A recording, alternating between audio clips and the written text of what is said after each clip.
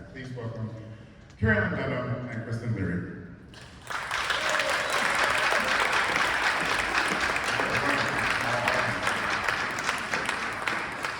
Thank you, Paul. Good evening, everyone. Happy Douglass Week. Mics are working, you can hear us. Awesome. So as Paul said, I'm Dr. Caroline Dunham-Schroeder. I'm here with the other co-founder of Douglass Week, and we have a whole team as well. But Kristen Leary is here with me. We are absolutely delighted to be here tonight in Rochester, a place that meant so much to Frederick Douglass, and where Fred does mean so much, and where you feel his presence everywhere. This is my first time in Rochester, and we are inspired everywhere we go. So we're absolutely happy to be here and to share this evening with you. Yeah, Kristen, oh, sorry, your mic's not. There we go. Yes, hello everybody, and welcome to Douglass Week. As Caroline said, this is our third annual Douglass Week. We've been in Cork in Ireland, and last year in Washington, D.C., and again, I'll echo your sentiments. We're absolutely thrilled and delighted to be here in Rochester, and we're very, very grateful for the warm welcome we've had all week here with all of our events around the city, and particularly at Frederick Douglass Family Initiatives, who's a key partner of ours here in Rochester. And I think that was it, except for we're very glad to be here with friends in the audience and great friends and colleagues who you'll see performing tonight. Thank you very much. Yeah, and I just want to say, we've been here a week and I already see familiar faces in the audience. It's such a good feeling.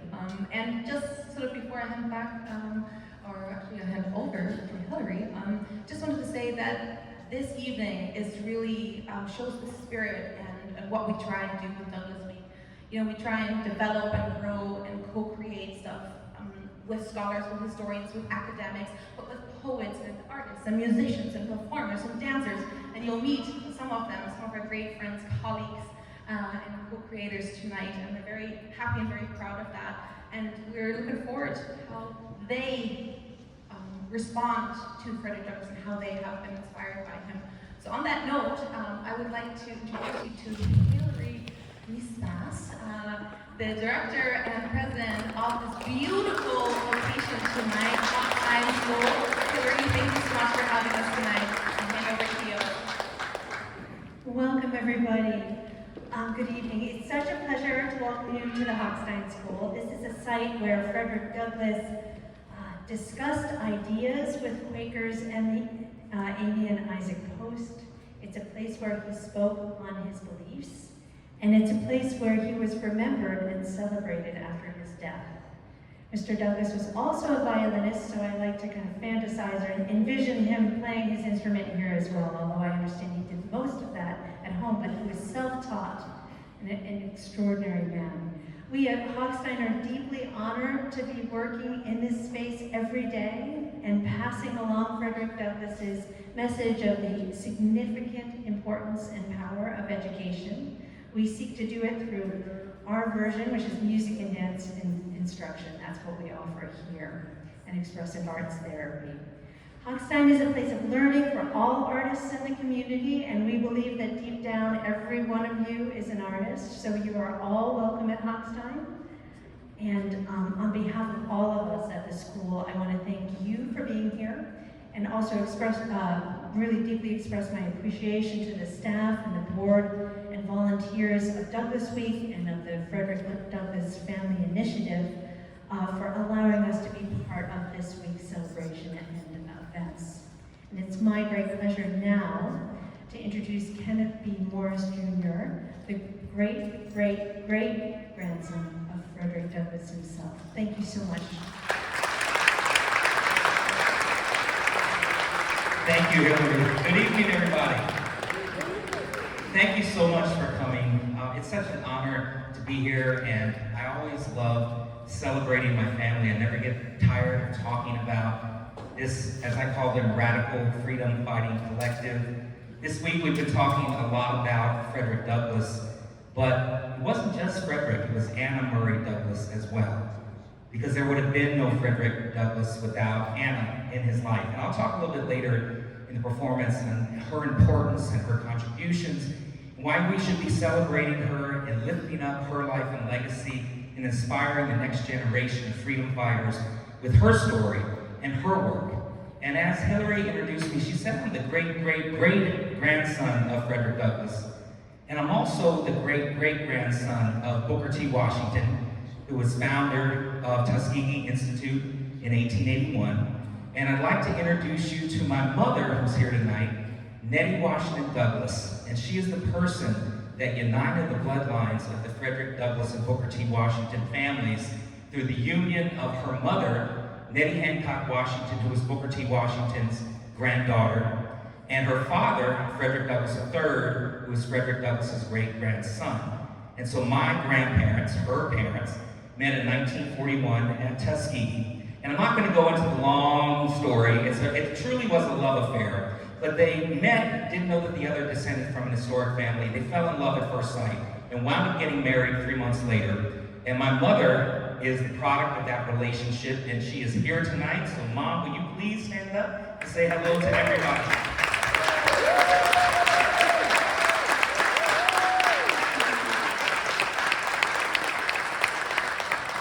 And I'd like to take this opportunity to say thank you for having me. So tonight is going to be about history, it's going to be about song, it's going to be about dance, it's going to be about poetry, and I'd like to introduce a good friend of mine who has been kind of a mentor, and I saw him walk in, I think he's standing, or he's sitting in the back. Garth Fagan. Garth, are you here? A Rochester institution.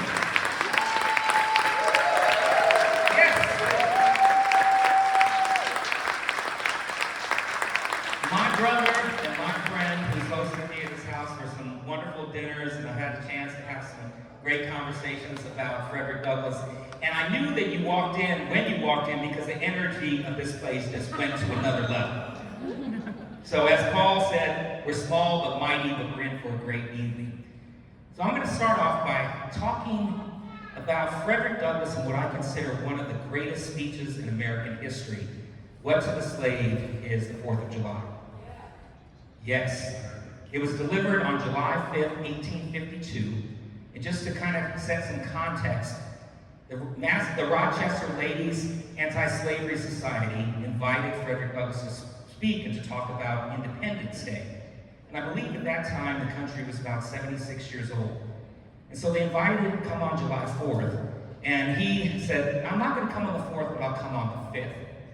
That should have been their first clue that something was up. So it was delivered at Corinthian Hall. There were 600 people in attendance, and these were all supporters. They were anti-slavery people. And so Frederick stood up, and when he gets to the middle of the speech is really kind of delivered in 3 parts. It's like a symphony. The first part, he's talking about the founding fathers and how they were wise men, but oppression makes a wise man mad. He's basically saying that this country was founded on some good ideals, but we need to live up to those expectations. And then the second part of the speech is when he just lays into his audience and he challenges them. And remember, again, these are friends. And he says, what to the American slave is your 4th of July? I answer, a day that reveals to him more than all other days in the year the gross injustice and cruelty to which he is a constant victim. To him, your celebration is a sham. And so right now, I'd like to invite onto the stage David Shakes to deliver an excerpt from that famous speech, What to the Slave is the 4th of July. And remember, the third part of the speech is when he's hopeful. He says that this country still has time to be able to live up to those founding ideals. So please welcome to the stage, David Shakes.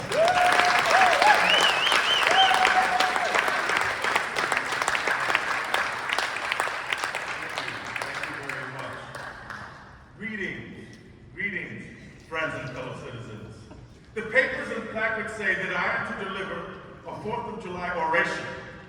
This certainly sounds large and out of the common way for it is true that I have often had the privilege to speak in this beautiful hall and to address many who now honor me with their presence.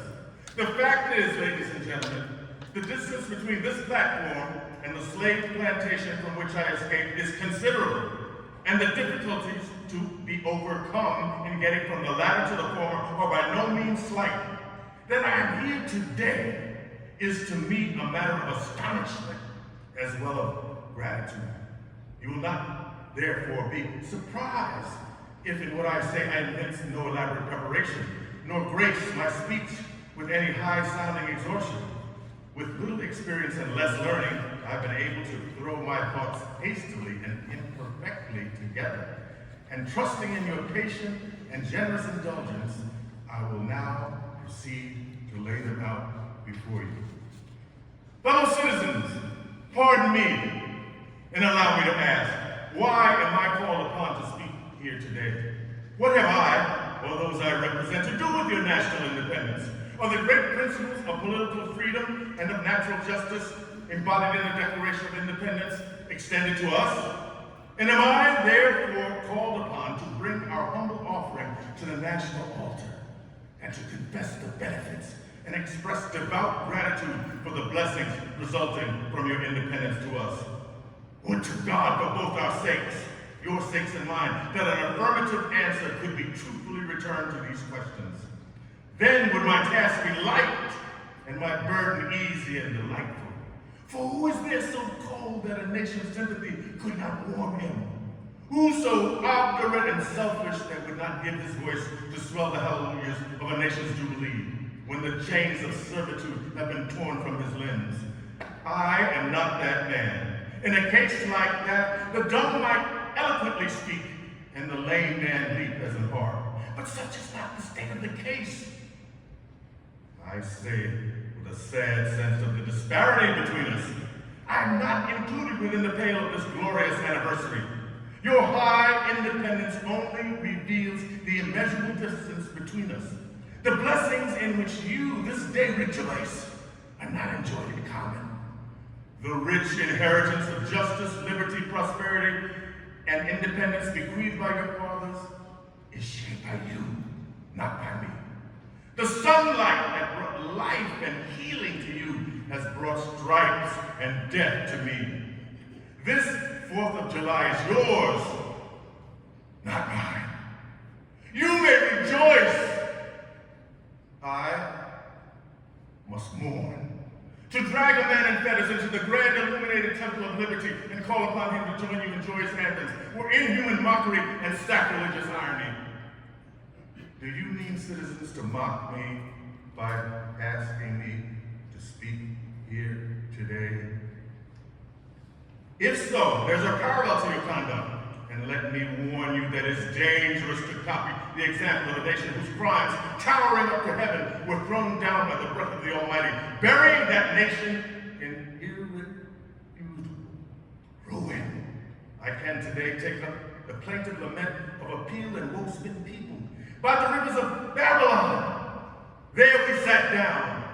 Yea, we wept when we remembered Zion. We hanged our harps upon the willows in the midst thereof. For they and there, they that carried us away captive, required of us a song. And they also wasted us, required of us mirth, saying, sing us one of your songs, O Zion. How can we sing the Lord's song in a strange land? If I forget thee, O Jerusalem, let my right hand forget her cunning. If I do not remember thee, let my tongue cleave to the roof of my mouth. Fellow citizens, above your national tumultuous joy, I hear the mournful wail of millions whose chains, heavy and grievous yesterday, are today rendered more intolerable by the jubilant shouts that reach them. Yes, if we do forget, if we do not faithfully remember those bleeding children of sorrow this day, may we forget ourselves in the coming.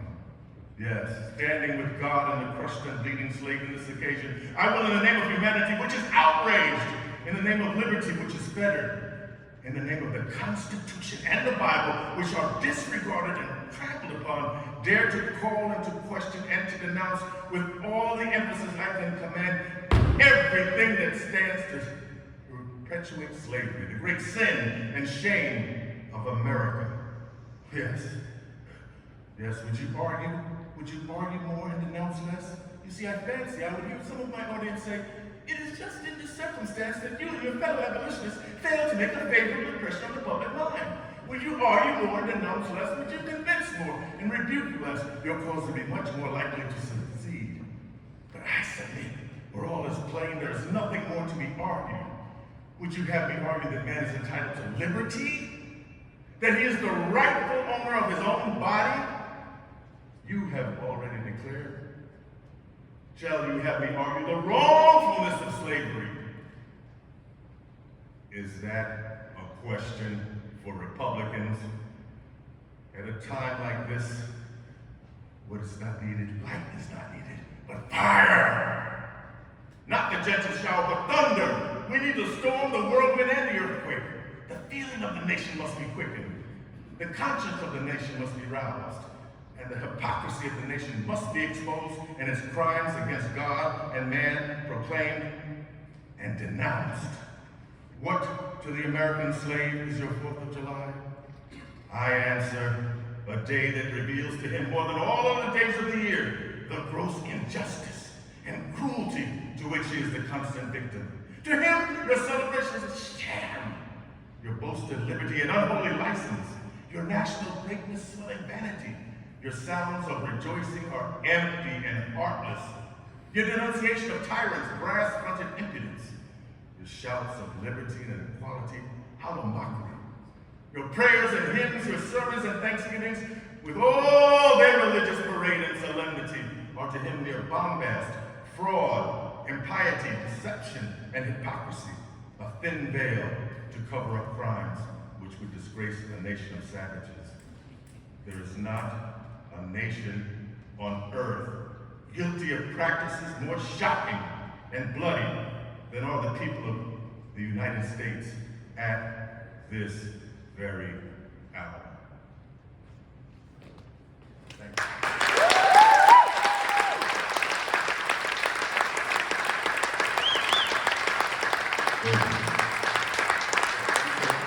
Let me say one thing. I might make you comment for just a second, but I'm sitting back there and I'm thinking the gag is this could have been said yesterday. Right? Frederick was so ahead of his time. Do you have anything to just say about when you think about his speeches and how that makes you feel that this could be said today, yesterday, and it's still here? Yes, I love the relevance. I love the analysis, the clarity, the vision of Douglass continues to inspire me and inspire many of us. And let's keep those thoughts alive. But we are the ones to move the thing forward. We are the ones to move those kinds of principles forward. We, right here, this core, can do it. Move it forward. Do something. Yes, we are the ones. It's like what I like to say, we are the ones. Say it with me. We are the ones. We are the ones. We are the ones. Thank you, Paul. Thank you so much, David. You know, I don't know if you all can tell, it's already getting hot up here, figuratively and literally. So Freddie actually took care of us, because if you could imagine that there were 600 people in here, we'd all be boiling hot. So I love this small but mighty crowd. And we're gonna keep it going with a gentleman that apparently is very well known in Rochester. He is a former state Supreme Court judge and a former state senator. Please welcome to the stage, the Honorable Richard Douglass.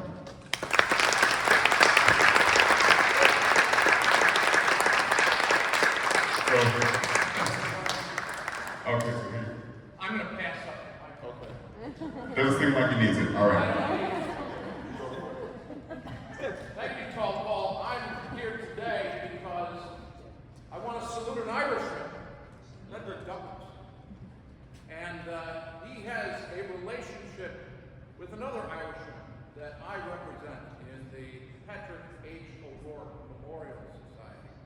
And I'm here today to talk about Douglass's experience in Ireland. But before I do, I think it's important that we recognize two tremendous Rochester heroes.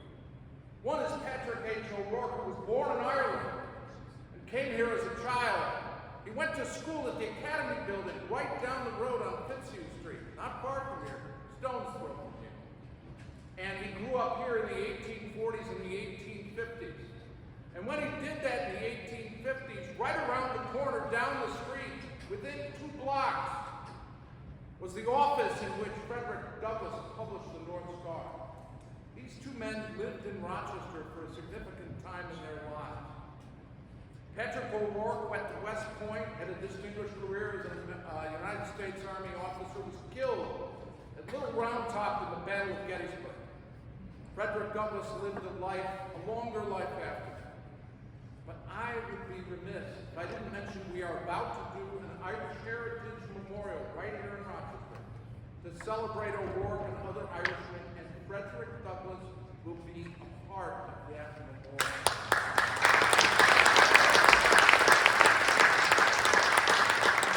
If you are looking for a Rochester hero, you couldn't find 2 men who didn't contribute more. One died fighting to free the slaves, and the other who spent his entire life fighting to free the slaves. These 2 men deserve a distinguished part of our history. And what I'd like to do right now is read you a letter that Douglass wrote to William Lloyd Garrison, who was his friend in New York City and a publisher.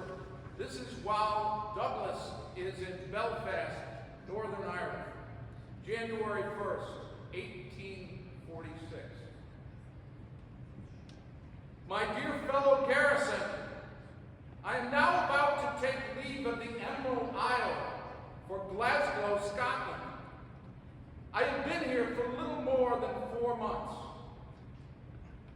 I can truly say I have spent some of the happiest moments of my life since landing in Ireland. I seem to have undergone a transformation. I live a new life. The warm and generous cooperation extended to me by the friends of my despised race, the prompt and illiberal manner in which the press has rendered me its aid, the glorious enthusiasm which with thousands have flocked to hear the cruel wrongs of my downtrodden and long enslaved fellow countrymen portrayed, the deep sympathy for the slave and the strong abhorrence of the slaveholder everywhere evinced, the cordiality with which members and ministers of various religious bodies and of various shades of religious opinion have embraced me and lent me their aid, the kind hospitality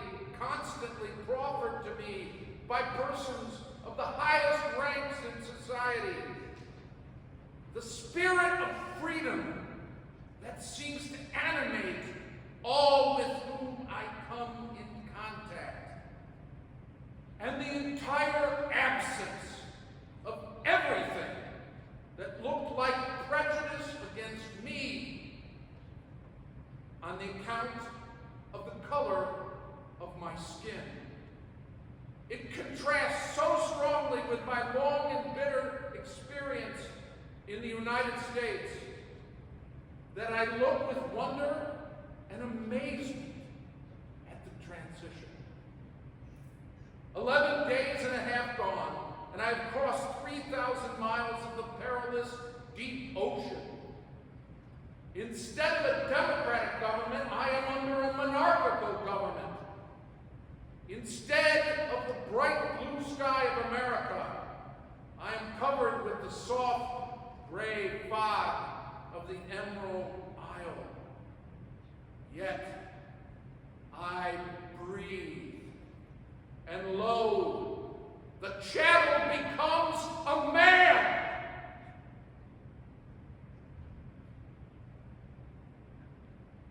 When I heard this was a musical celebration, I realized that I had to add a little something to it. I'd like to add the first verse of the song written by, of all people, a slave trader, had a moment of conversion on the North Shore of Ireland in County Donegal. His name was John Newton.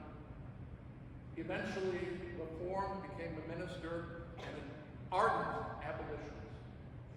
He wrote this song. I'll sing just the first verse. I'm sure it was familiar to Frederick Douglass and Patrick H. O'Rourke. Newton's hymn, the first verse of which goes like this. Amazing grace, how sweet the sound that saves a wretch like me. I once was lost, but now am found. Was blind, but now I see. Lo, behold, the chattel becomes a man. Thank you.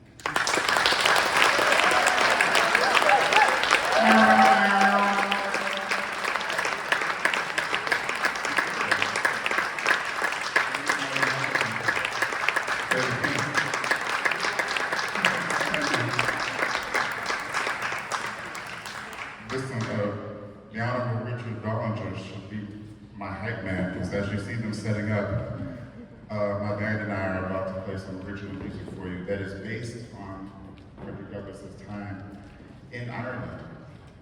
So they told me to band, but I actually have a pretty good story. So when COVID hit us all, I was performing in Hamilton. I had just done it in Rochester in about this time of year in 2019, playing George Washington. And when COVID hit in March of 2020, we were all paralyzed trying to figure out what to do. I started teaching online for a young writers group, and one of the other professors lived in Ireland, and she wrote me on the side and said, "Did you know Frederick Douglass went to Ireland?" And I said, "What are you smoking?" "No, he didn't." I'm a college-educated black man. I know everything I need to know about Frederick Douglass. I read that biography, or the autobiography, the narrative, and she said, "Well, apparently when he wrote that, it really exposed the horrors of slavery in the South." And his former owner, Thomas Auld, I think was the name, right? And he sent his people up north to get Frederick, because being free back then was just like a piece of paper. You were free, but they could just take you right back. So Frederick's wife, Anna Murray Douglass, and I believe his longtime mentor and confidant Charles Fremont said, "You need to get on this ship and get out of here before they come and get you." And that's how he ended up going to Ireland. What was supposed to be for 4 or 5 days until things cooled off, turned into 4 months. And it's where Frederick became the orator and the great statesman that he returned to the United States as. Nikhil and I snuck out of the country. I'm going to switch this way. This is Nikhil Sabu. He and I, we snuck out of the country, sort of, and started researching an 8-episode limited series about Frederick's time in Ireland. We met many musicians along the way. We still are in great touch with them, and we're still working on the project. Now, this first song was written by one of the gentlemen we met named Donald Kearney. And it's wonderful that Richard mentioned that 11 days in, halfway across the ocean, because Frederick was given a first-class ticket, but when he showed up to get on the boat, they put him down in steerage. And as any black person knows, or has heard, or has felt in your cellular memory, that journey across the Atlantic in the belly of the boat is traumatic, to say the least. Doesn't matter which direction you're going. So this song, written by Donald, is called Gems.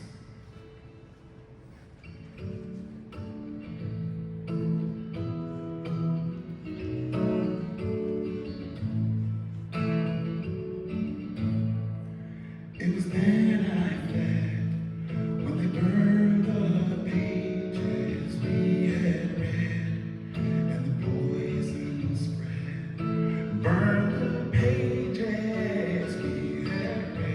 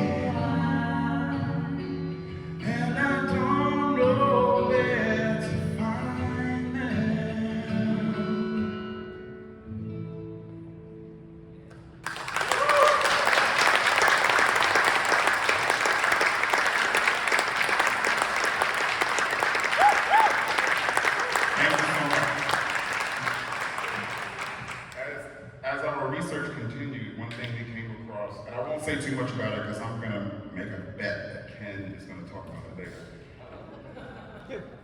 I might have actually learned it from Ken, is that in the 19th century, Frederick Douglass was the most photographed human on the earth. Not the most photographed black man, not the most photographed American, the most photographed human in the 19th century. What do you notice about, are there any young people out there? What do you notice about this photo? I'll ask you in the gray shirt. Yeah, you. What do you notice about that photograph? Just anything.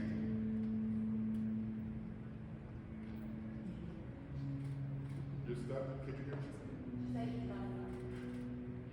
Well, I don't have to go much further. Exactly. He's not smiling. And he was asked, Frederick, why don't you smile? Or it was suggested to him, why don't you smile? And he said, I don't want anyone to mistake me for a happy slave. There's nothing for me to smile about. And I want to be taken seriously. So he made it a point to not smile in photographs. So that got me thinking as we were traveling through Ireland and going to court, what goes on in someone's head? And this still happens to black women as well, but particularly black men. If we have a serious look on our face, people think, oh, they're angry, they're not happy. Or if we laugh, they think, oh, they're silly, they're not serious about their life. So I wrote this song with Nikhil called Outside.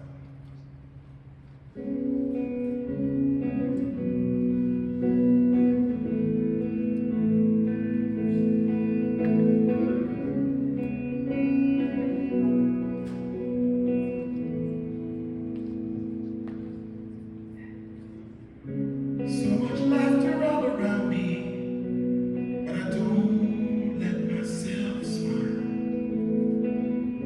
So many miles I've covered, but I don't let myself rest. No time for that. More letters to write, more speeches to give, more truth to tell. And all the while I wonder, more people to meet, more tasks to complete, more freedom to seek. And all the while I wonder, do I look serious? Do I seem studious? Do I come off petrified on the inside? Do I look impervious? Do I appear joyful? Do I act satisfied on the outside? There's no fire in your eyes. I see fire in your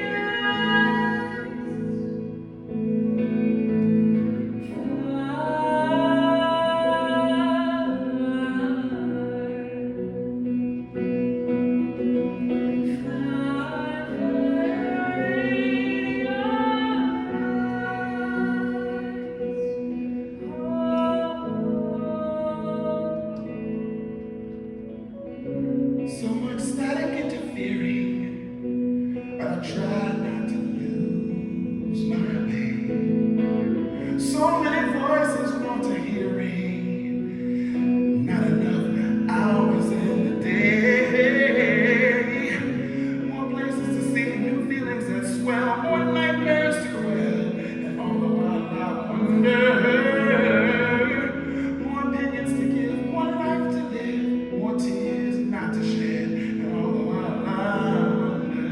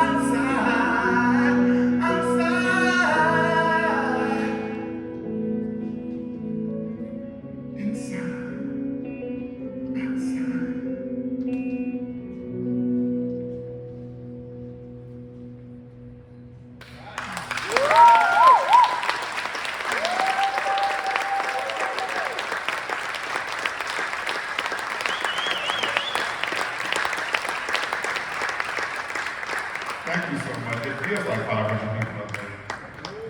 Y'all making us feel very good. Thank you. We appreciate it. Okay. So, has anyone seen Hamilton? Yeah, you guys seen Hamilton. Okay. So, I've recently written a play about the African poet Phyllis Wheatley. And it was a modest hit in Philly, and we're going to try and do it in London. And a lot of people said to me, well, you don't know this about her husband, that's some of the things I wrote. And I said, now, when you go see Hamilton, and Angelica says, my father has no sons, so I'm the one who has the social clock for one. Her father had 5 sons. And when they say, history is happening in Manhattan, it was happening in Philadelphia. But not a lot of things rhyme in Philadelphia. So Lynn gets creative license. I'm taking a winding way to say that this next song, as Nikhil and I were working on the series, it was born of the idea that a lot of what you see written, that the letters he wrote to Anna and letters he wrote to Garrison, I just thought there has to be more. And as a writer, I get poetic license. So I said, well, who was the brown friend? Who was the person who might have become a valet or something that worked with him? You know what, I'm actually gonna stand up. And we created this character named Govind, who was of Indian descent. We did our research. There was a lot of Indian immigrants in Ireland at that time. So we got this idea that what if Frederick had a confidant, who then said to Frederick, you know what, I want to take you out to the hood. You're seeing Dublin, you're seeing, although things were rough in Dublin, the family was starting. So in this scene that we've written, Govind has said, come on, I want to show you our people, brown people. So they're going on the road, and they're forging this new friendship. What was your life like before this? Read my book. Reading is not my thing. Yeah, we're gonna have to work on that. You're right there, Mr. Douglas? Oh, I sure am. I'm just getting used to feeling my lungs full. How about you? You all right? Yeah. I'm happy to be with someone who looks like me. You think I look like you? Close enough. Close enough. I hate the city. I feel so free in the countryside. Well, we do not have that in common, my brother. In my life before this, if you found yourself in the countryside, you were being hunted, and you were looking for a river to hide your scent. Oh. I'm sorry, brother. And my grandmother promised me that one day I'd walk freely on this earth, not running, but just traveling, maybe with a friend. Traveling, no beginning, no end. Traveling, down some random road. Traveling, no fears, no cares, no load. In the place where I come from, being out here like this, it would mean you were on the run. The rivers and the hills and the trees were meant for me, and I'm just traveling, looking straight ahead, traveling, not leading or being led, traveling,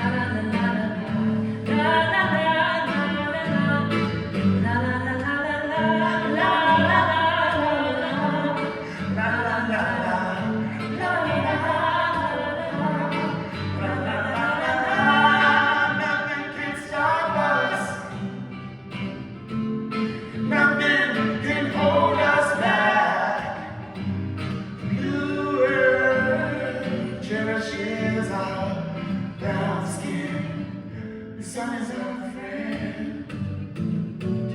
Traveling, did you just smile? Traveling. Yeah, I know. It's been a while since I felt so free.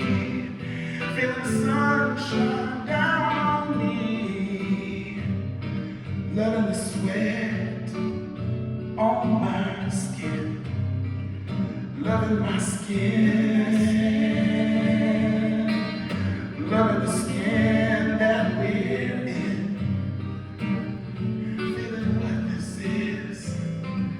Feeling what this is.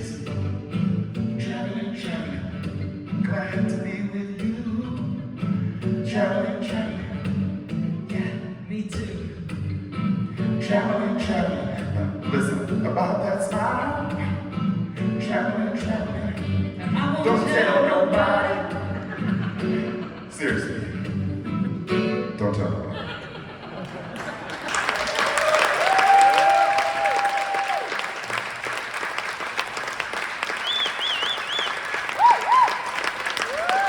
Oh, thank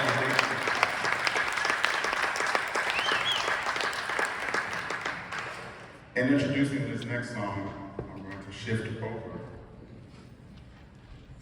Because one of the biggest things that Nikhil and I found as we were going around Ireland is that, I'll let you finish, is that the Irish women were very organized political activists who are just gone to history. Hannah Edwards, Isabel Jennings, Anne Jennings, Susanna Fisher, Rebecca Fisher, Anne Richardson, Nettie and I were talking about in London, Mary Beth McCracken in Belfast. These women were so organized, they were organizing sugar boycotts so that maybe the plantation owners all the way across the ocean would not need sugar, and maybe that would reduce their need to enslave people. They were intelligent, they were active, they had a mission. And during Frederick's time in Cork, that was the city he spent the most time in, 5 weeks, I believe, he came across the daughter of Anne and Thomas Jennings, Isabel Jennings, in her 30s, and he stayed with the Jennings family. Isabel was a firebrand, you know. In those days, if you were over 30, you're a spinster or whatever, you know. But she wasn't interested in that. She was helping Frederick sell books, she was organizing his speeches, and she was really interested in making this happen. So this scene, again, an imagined scene, I don't have to stop for 1 second. Stop 1 second. The recorded version of this song is sung by Ken's daughter, so Frederick's great-granddaughter. And I lamented to her, I said, oh, well, you're a young black woman and you're, you know, singing this role of a white Irish woman. And she was like, you're playing George Washington and Hamilton. Good point. So we're gonna do what people do, we're gonna use our imaginations. So imagine, if you will, the famine is taking hold. Frederick needs to move on to the next city. And this is his last night at the Jennings residence.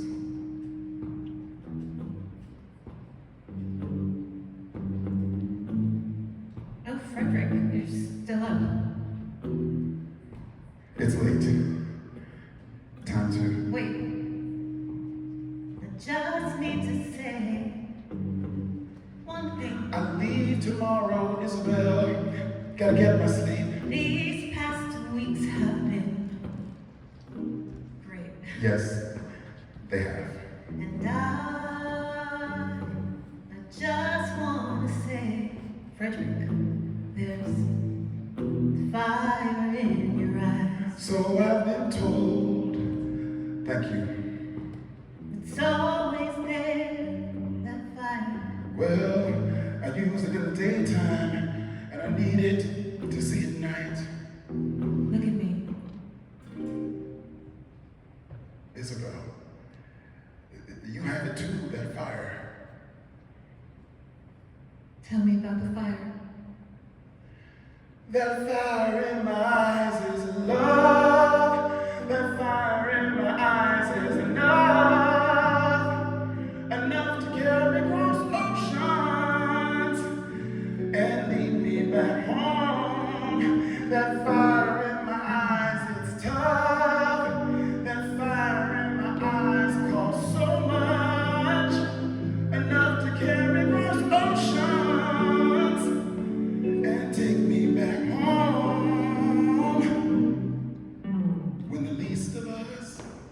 is lifted up, the journey feels a little less impossible, Isabel, and it's worth the wait I carry every day, in every way, in every part of me. But when the least of us struggles, we all feel that pain. And if I don't keep moving forward, the struggle gets born again and again and again. I know I've seen every picture you take, every word that you say has that fire. And I would never portray myself as someone you choose over the things you must do, Frederick. Everyone falls over the man they think you are. It's a star whose light shines so bright over Ireland. But what can I say? I feel the same way. My life has changed because of your fire. That fire in my eyes is love. That fire in your eyes is enough. Enough to carry those oceans and lead me back home. That fire in your eyes brings hope. That fire in your eyes will go till the end of forever, even when I am gone.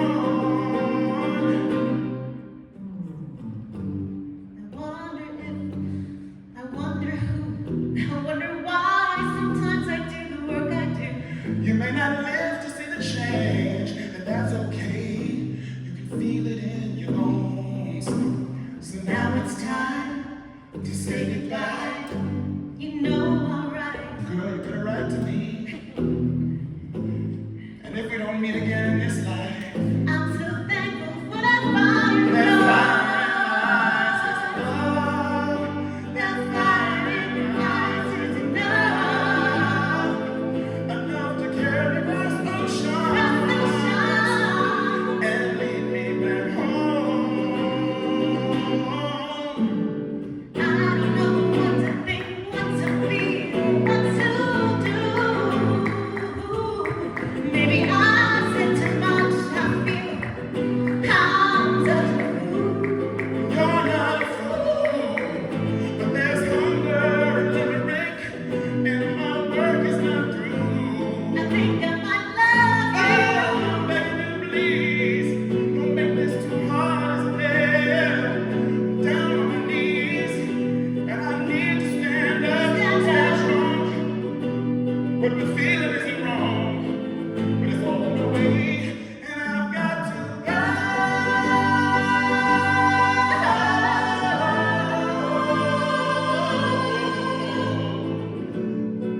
I gotta go. I gotta go.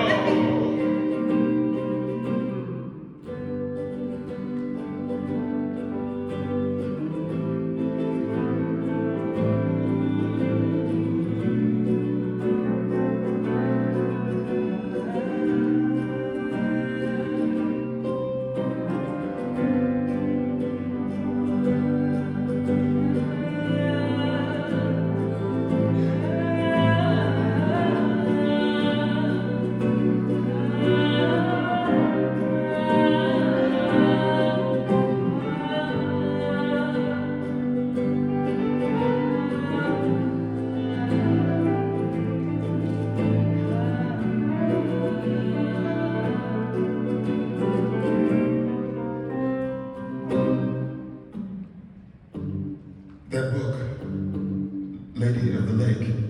Take it, it's yours, take it. I've seen you staring it down, lighting it up with that fire in your eyes. I haven't seen this many books in a while. What is it? What is it about that one that catches your eye? It's where I got my name.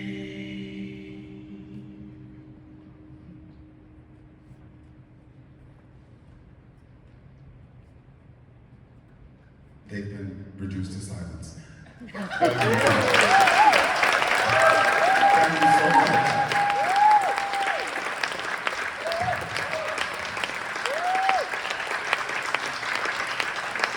That's the first public performance of that song. Oh God, I love you.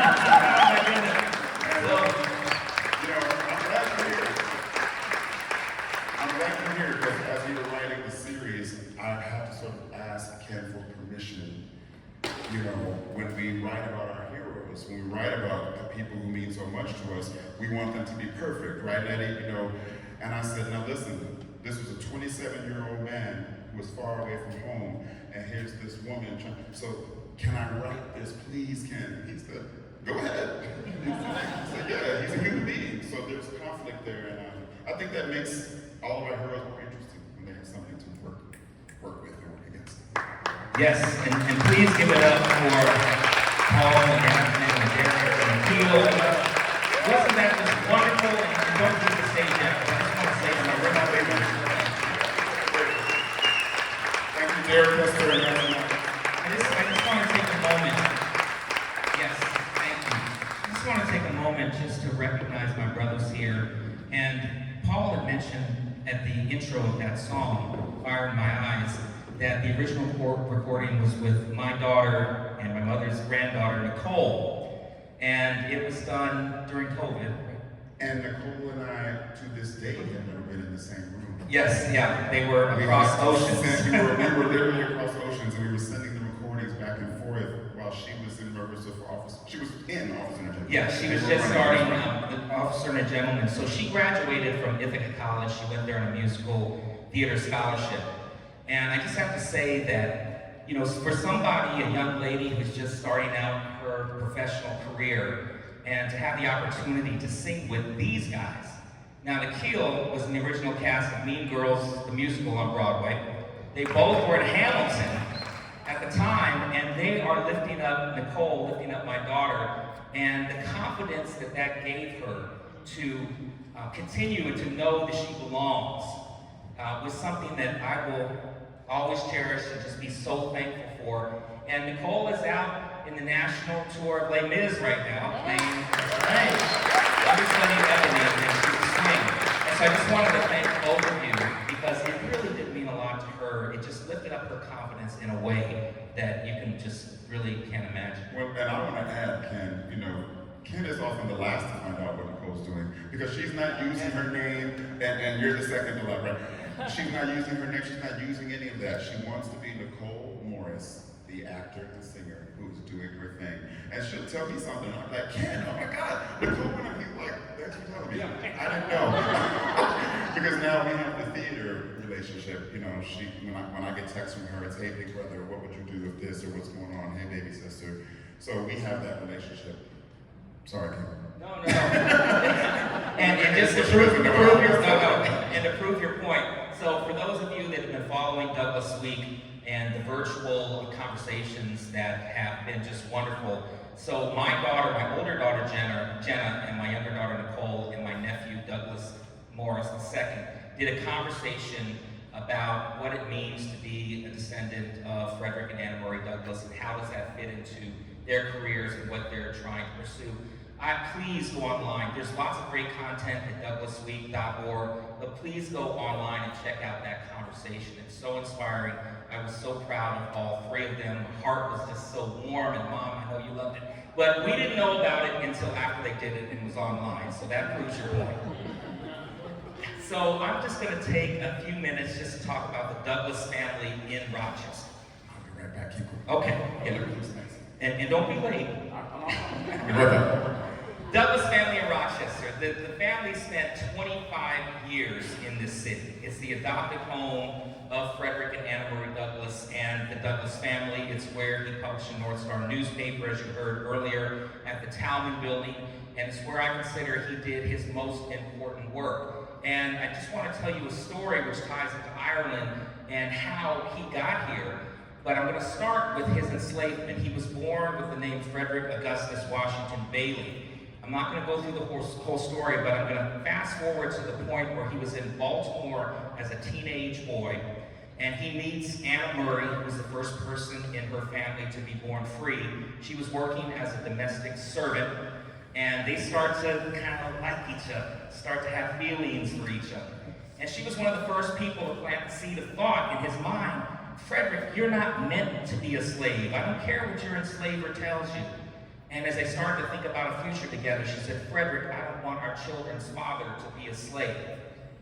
Now, had she not sold her personal belongings to help finance his escape, had she not thrown together or sewn the sailor's disguise that he would wear, who knows if he would have had the courage or the wherewithal to run away from slavery.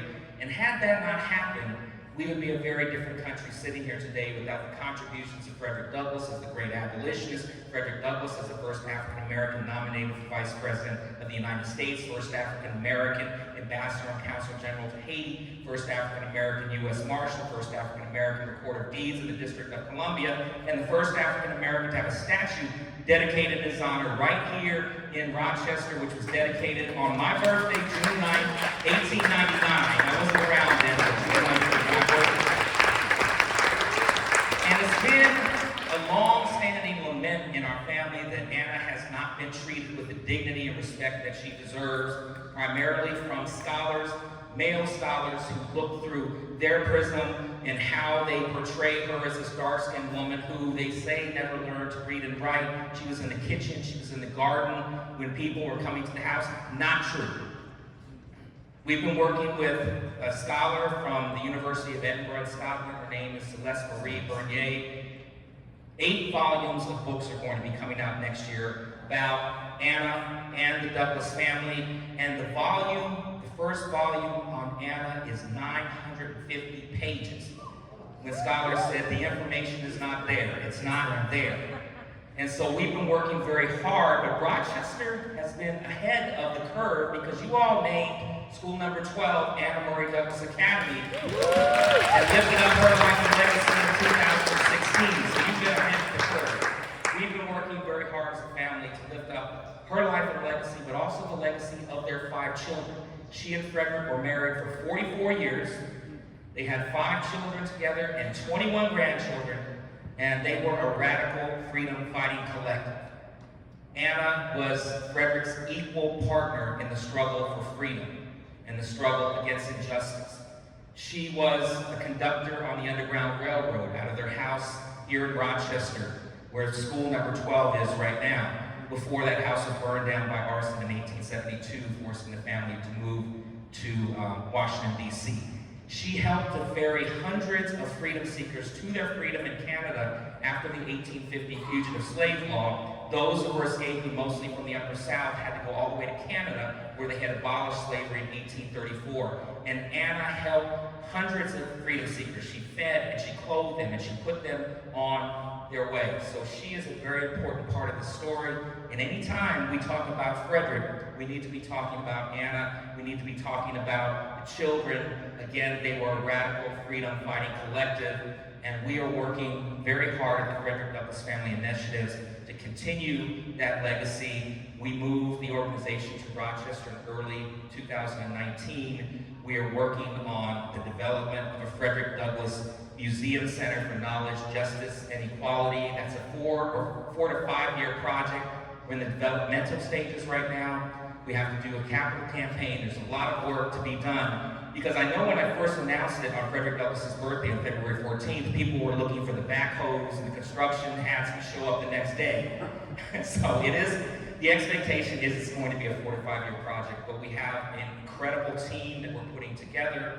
We'll be talking in the future about what that team looks like, and we're going to get this done. And again, because this was the adopted hometown of the Douglasses, it's where Frederick and Anna chose to be buried at Mount Hope Cemetery. We're going to do this here, and we need all of your support. We need you to come to us and say, how can I help, or this is how I'm going to help.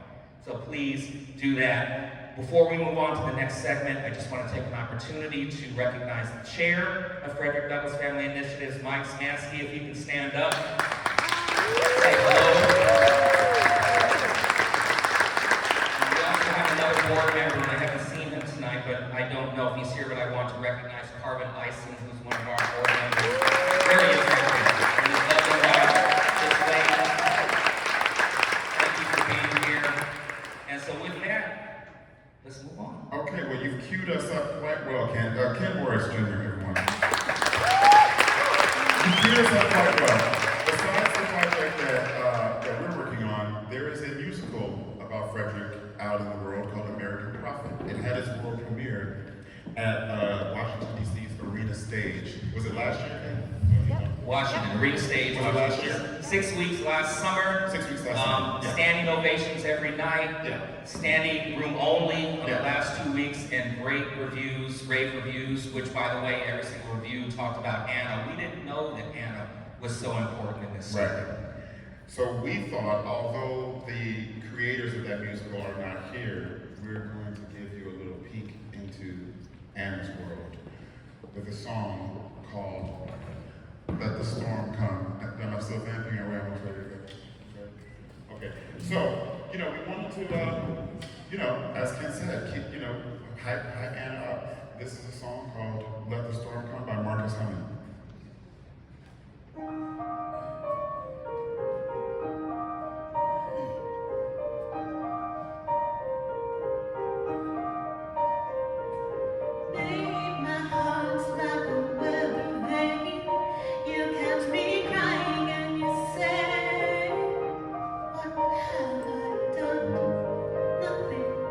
You ain't done nothing.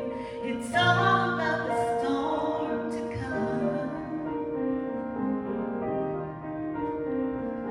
Even though I will love you all my life, one day we're gonna have to say goodbye on the horizon. There's a storm coming. So hold me like you'll never let me go, babe. Let the winds howl and blow. We'll cling to love. Let the storm come.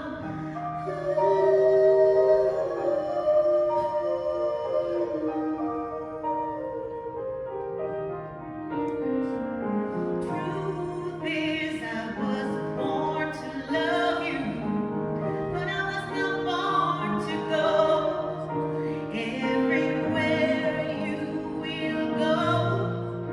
This is something that I've always known. In the end, the soul stands alone. There's a storm coming. So hold me like you'll never let me go, babe. Let the winds howl and blow. We'll cling to love. Let the storm come and hold me like you'll never let me go, babe. Let the winds howl and blow. We'll cling to love.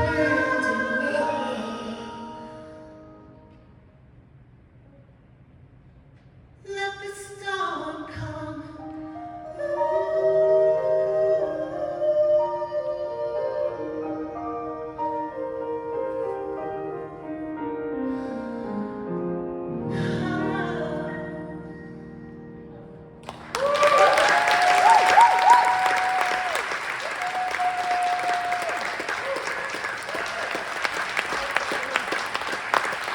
Thank you, Yasmin.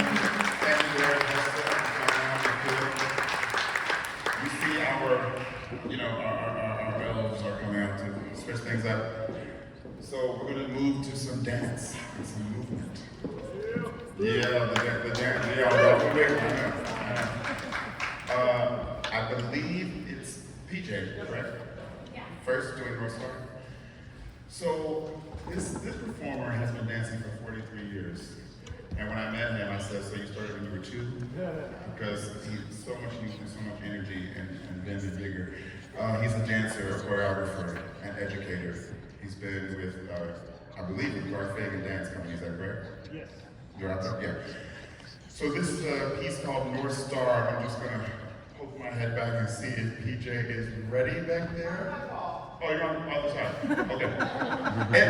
and everyone enter from there. Of course, PJ is doing his thing. Are we all set with PJ's music and everything? Great. Please enjoy PJ Pennewell, the North Star.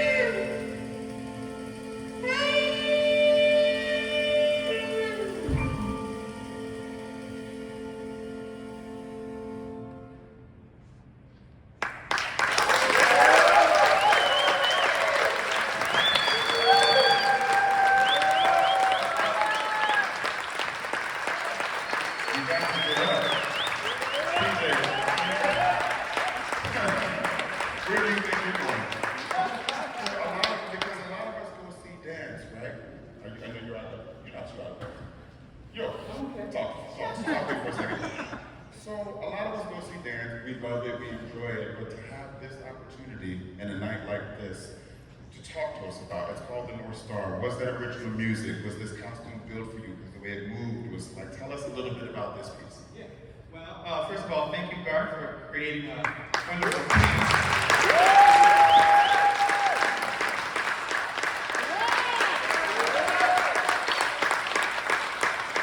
So that section was a section of the full suite called the North Star. And this particular manifestation of Mr. Douglass was the mature side of Mr. Douglass. After he had gone through all of the trials and tribulations that you know he's gone through. Earlier in the dance, Garth does a very interesting take on the Frederick Douglass character as two different people. So he has the younger Frederick Douglass portrayed by two different people. One that's really young and rambunctious and full of rage, and the other one that has actually gone through the process and is a little less rageful and is helping to instruct the younger manifestation of himself. So it's a very interesting point of view. Exactly. People always say, what would you tell your younger self? If you could, that's right, that's right. So, very wonderful choreographic design. But to be a part of the evening's festivity is very, very moving for me, very humbling for me.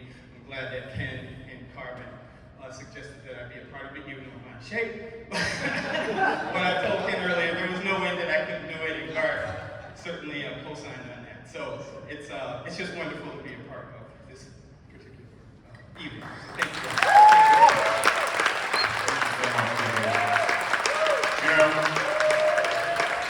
Before I went into many ways, I realized this was the perfect place to tell that story that May told me. So none of us, there's a situation where none of us would be here tonight. The parts of the evening that I've told you about happened in October 1845 on.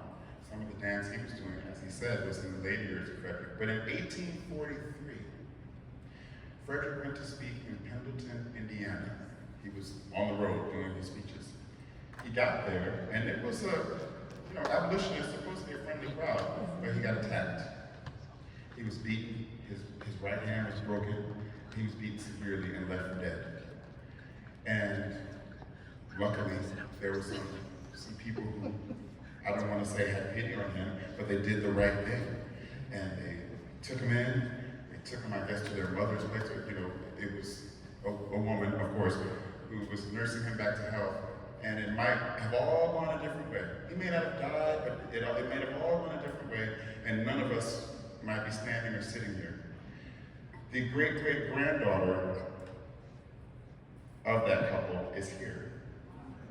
And her name is Kathy Carr, and I would like for her to stand up. And especially, correct me if I got any of this word wrong, please stand up, Kathy.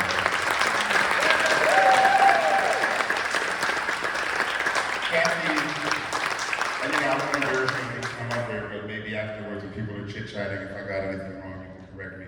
But the thing is, Kathy reached out to the family. And, her family was like, what's the worst they could say is they just wouldn't answer me back. But now a new friendship has been forged.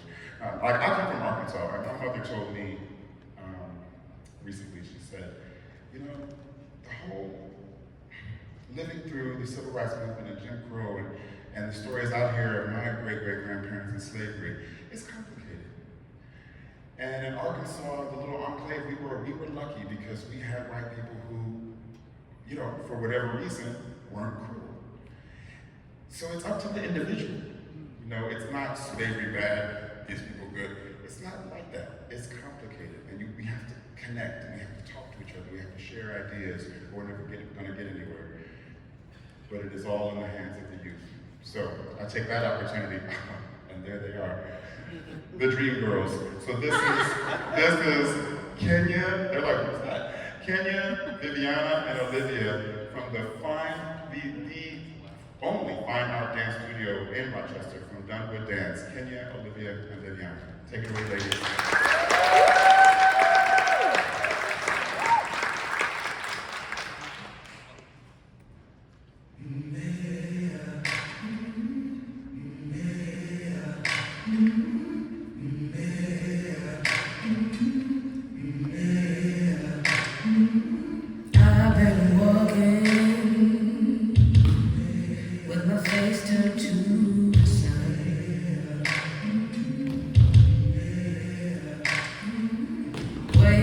shoulders, a bullet in my gun.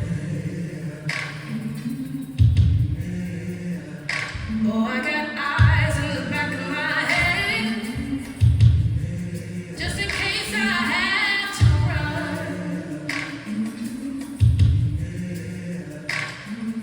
I do what I can when I can for my people.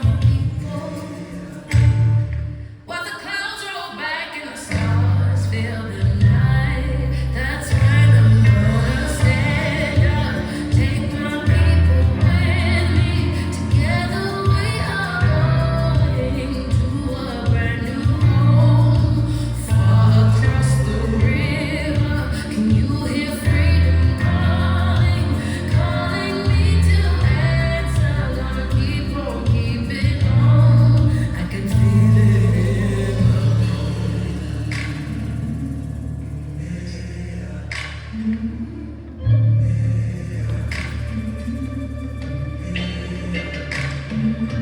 early in the morning,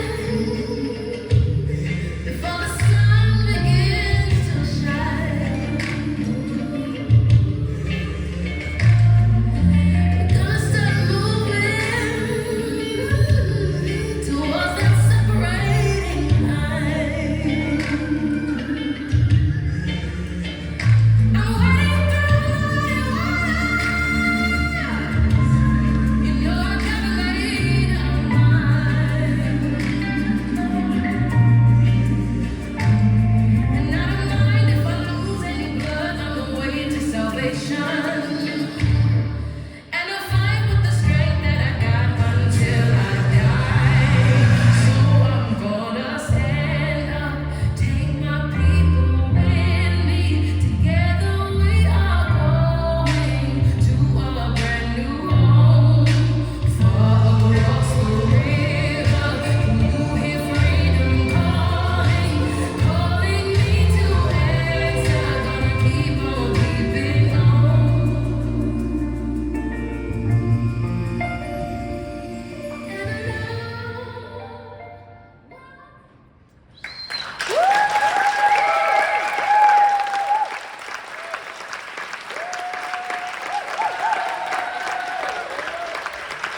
Ladies. Sorry about that.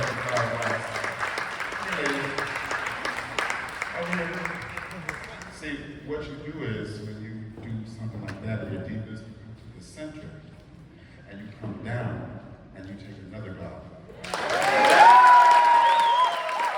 And you stand there and you take it in. That's right.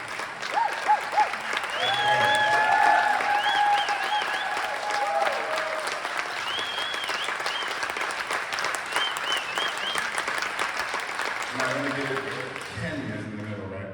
Kenya in the middle, how old are you? 13, And Olivia. 12. Love your voice. And Vivian. 17. So are you the captain of the troop, or you just been with them longer? Or... Okay, are you planning to dance in college? Yeah, do you know where you're going yet? Texas, maybe? Texas State University or just? Okay. Are you guys do you do it for fun, or are you like, yeah, this is what I think what I want to do with myself? Have you thought about it? A little bit. I kind of want to dance and be a veterinarian at the same time. Please do. Our veterinarian could not dance. You know what you want to do? I also want to dance while being a cardiologist. Okay. I need to lay down here about this. So listen, I think you three already know this, particularly because you're going to college, you already got it. But dancing, or any art form, is going to make it easier for you to accomplish your educational goals. Did you know that Frederick Douglass played the violin? Right. I think self-taught, Nettie, or in 3 days, this man learned, he looked at this instrument. Now, we've seen people play the violin. I can't even hold the violin. So this is how magnificent we can be when we put our minds to it. One more round of applause for the brilliant. Okay. We don't know how hard it is to go. Thank you, ladies. Now bring back my wonderful band, Yasmin Allers, Nikhil Saboon, and Derek Hester. I'm gonna switch this way.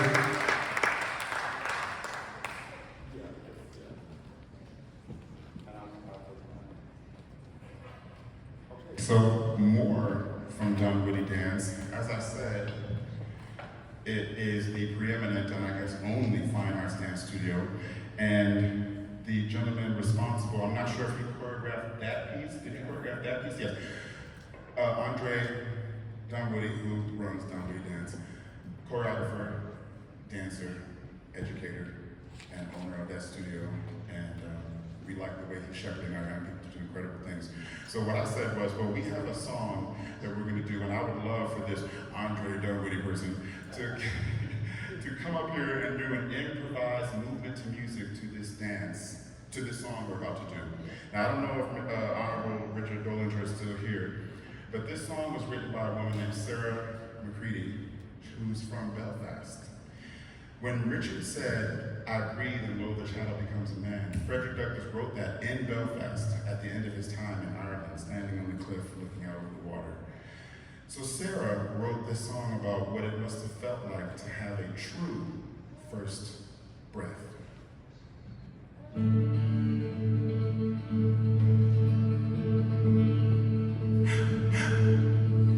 When he came, he drew his first breath. When he came, he drew his first breath. When he came, he drew his first breath. When he came, he drew his first breath.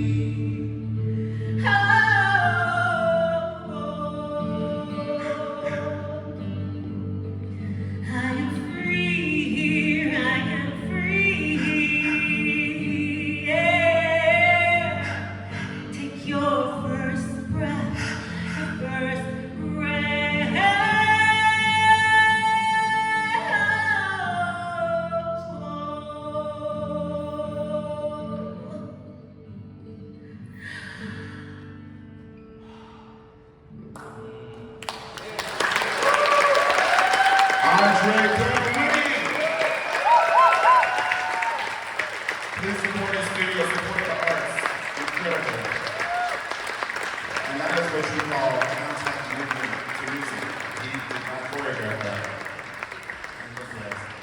There he is. He is free. We're going to turn back to, we're coming on home now. This is a song that was also written for the American Prophet musical that I told you about. And this is Frederick asking himself, what does freedom look like?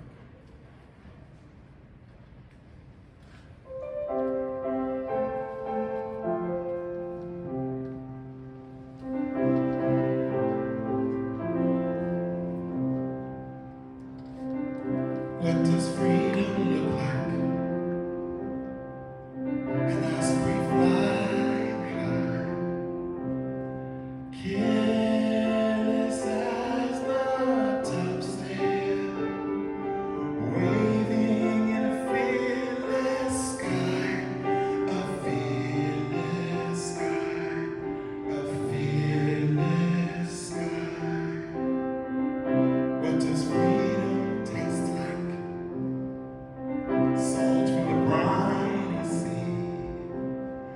Waves leap for the starboard bow, as if to welcome me, to welcome me, to welcome me. Freedom, talking about freedom, never leave someone behind. Freedom, I'm talking about freedom, never leave someone behind. Freedom, what does freedom move like? It walks, it runs, it leaps. It knows just where it's going, and it goes just where it pleases, where it pleases, where it pleases. Freedom, talking about freedom, never leave someone behind. Oh, freedom, I'm talking about freedom. You never leave someone behind. What does freedom sound like? Church bells in the wind, doors that swing wide open. Friend, come in and be at peace. Right here with me, you're free.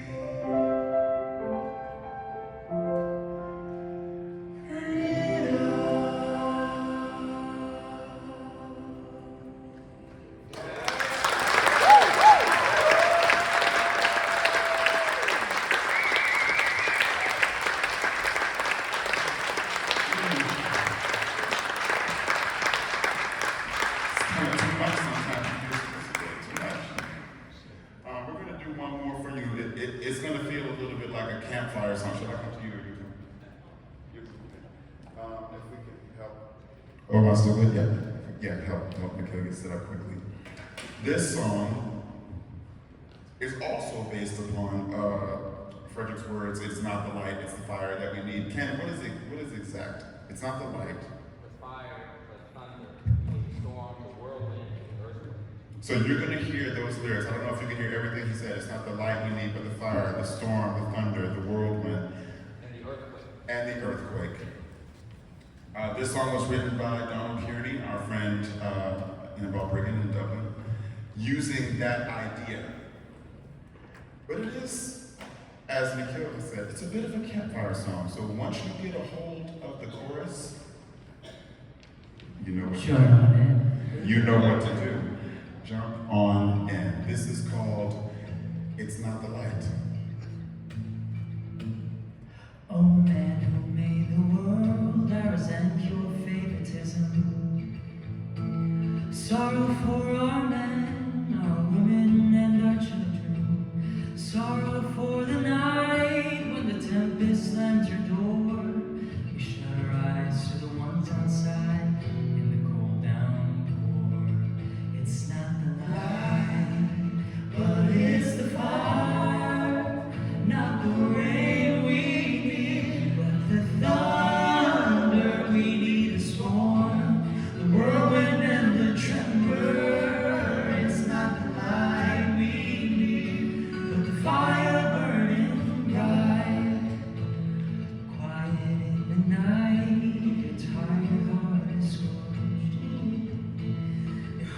is all a wreck, ignited by the torch, lifted by the hands of those who rule the land.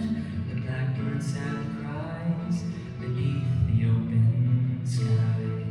It's not the light, but it's the fire, not the rain we need, the thunder we need, the storm, the whirlwind and the trembler. It's not the light we need, but the fire burning bright. Oh, children, listen close for the changing of the wind, carrying the cold for those who now can sing, quaking of the earth and the crashing of the seas. You'll never will the voice of folks like you and me. It's not the light, but it's the fire, not the rain we need, the thunder we need, the storm, the whirlwind and the trembler. It's not the light we need, but the fire burning. It's not the light we need, but the fire burning bright.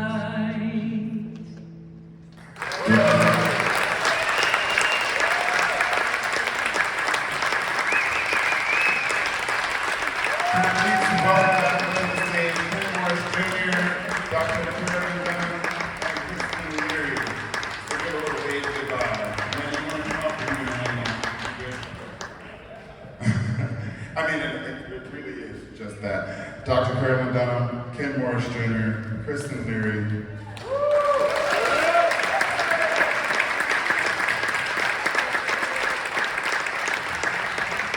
this one's on if you want to say goodnight. Yep. So.